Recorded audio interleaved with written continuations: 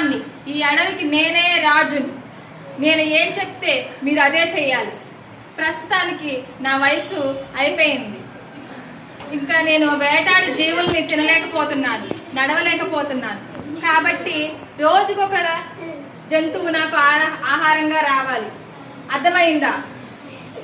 రోజుకో జంతువు రాకపోతే మొత్తం అందరినీ ఒకే రోజు తినేస్తాను.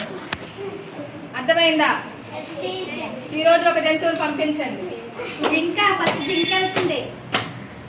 ఆగు, కళ్ళు మూసుకో. అందరినీ ఈ రోజు తినేస్తాం.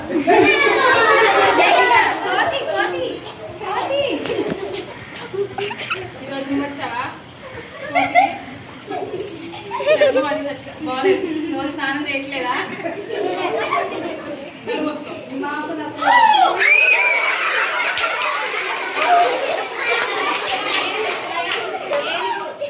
ఆగండి, సాయంత్రం అయిందని కొంచెం పడుకోనివ్వండి. జంతువులన్నీ గోల గోల చేసేస్తున్నాయి. తెల్లారింది, లేచారు.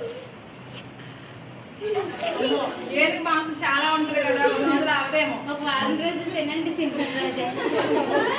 వారం రోజుల దాకా ఈ మాంసం తినేలా ఉన్నాను.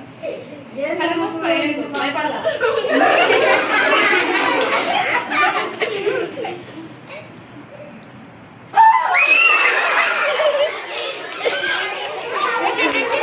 ఈ రోజు తెల్లవారు చాలా సమయం అయ్యింది, అయినా ఈ రోజు నాకు ఆహారం రాలేదు. ఏం చేస్తున్నారు అసలు? జంతువులన్నిటినీ ఒక్కసారిగా తినేస్తాను. అర్థమవుతుందా? ఇవాళ ఎవరో కానీ వాళ్ళకి బాగా మూడింది.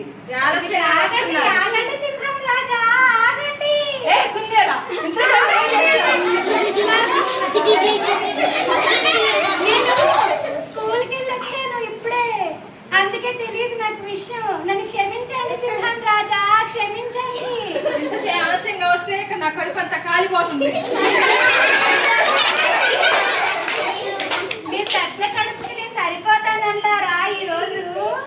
అసలే ఆకలి మాడిపోతుంది. నువ్వేమో అంటున్నావు, ఎలా సరిపెట్టుకోవాలి నేను? సింహం రాజా, నేను వస్తుంటే దారిలో మీలాగా ఇంకో రాజు కనిపించాడు. ఇంకో రాజా? ఎవరు?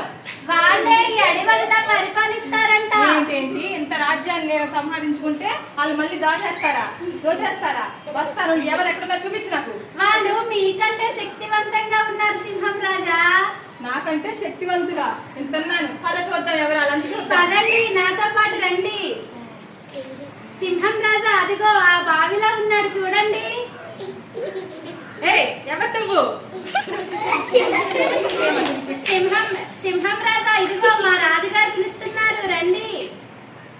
ఎవరు నువ్వు? అడవికి ఎందుకు వచ్చావు? మిమ్మల్ని మళ్ళీ అడవికి ఎందుకు వచ్చావు అని అడుగుతున్నారు వాళ్ళు కూడా. అమ్మో, ఇది ఏదో వచ్చేసింది నిజంగానే. మీరు కూడా లోపలికి వెళ్ళండి సింహం రాజా. చూడాలి.